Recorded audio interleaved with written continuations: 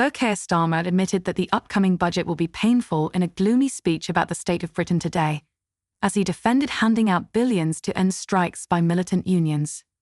In a downbeat speech from the Downing Street Rose Garden, he warned that October's financial statement, the first by Labour in 14 years, would involve short-term pain. His remarks were seen as a further sign that he is rolling the pitch for Chancellor Rachel Reeves to unveil a swath of tax rises and public service cuts as she seeks to balance the books.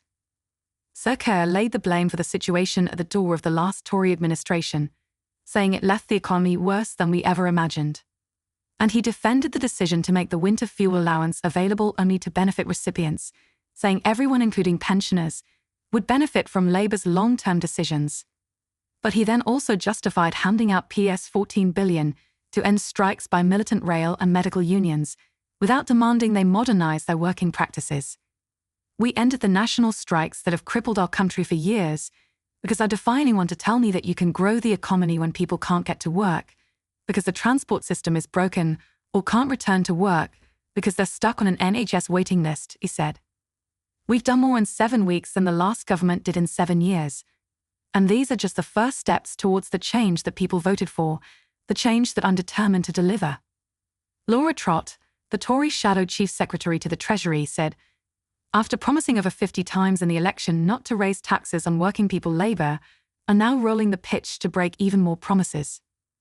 The Chancellor is entitled to raise taxes to pay for her expensive choices and above-inflation pay rises demanded by her union paymasters, but she should have had the courage to be honest from the start.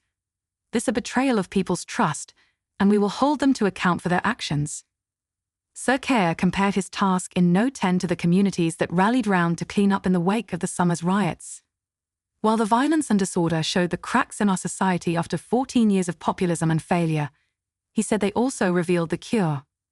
Sir Keir Starmer said in 2011 he did not doubt that the courts could respond to the riots as needed, saying this time, to be honest with you, I genuinely didn't know. Every day of that disorder, literally every day, we had to check the precise number of present places and where those places were to make sure we could arrest, charge, and prosecute people quickly. Not having enough prison places is about as fundamental a failure as you can get, and those people throwing rocks, torching cars, making threats, they didn't just know the system was broken, they were betting on it, gaming it. They thought, they'll never arrest me, and if they do, I won't be prosecuted, and if I am, I won't get much of a sentence. They saw the cracks in our society after 14 years of failure, and they exploited them. That's what we've inherited. Not just an economic black hole, a societal black hole, and that's why we have to take action and do things differently. Sir Keir's speech came ahead of what has been dubbed a fortnight in which ministers are set to make a series of doom-laden announcements, blamed on the Tories. But Tory chairman Richard Fuller said, this is nothing but a speech to distract the public from the promises Starmer made that he never had any intention of keeping. In fewer than 100 days, Labour has dumped its ambition of public service and become engulfed in sleaze, handed out bumper payouts to its union paymasters with no strings attached, and laid the groundwork to harm pensioners and tax working people. The speech will be followed by Rachel Reeves' autumn budget in October, where she is expected to hike taxes and squeeze spending.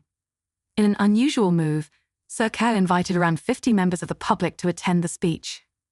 Note 10 said the audience was made up of familiar faces he met throughout the general election campaign, including representatives from business, education, and public services. The PM said, next week, Parliament will return. The business of politics will resume, but it will not be business as usual. Because we can't go on like this anymore. No more politics of performance, papering over the cracks, or division and distraction. Things are being done differently now.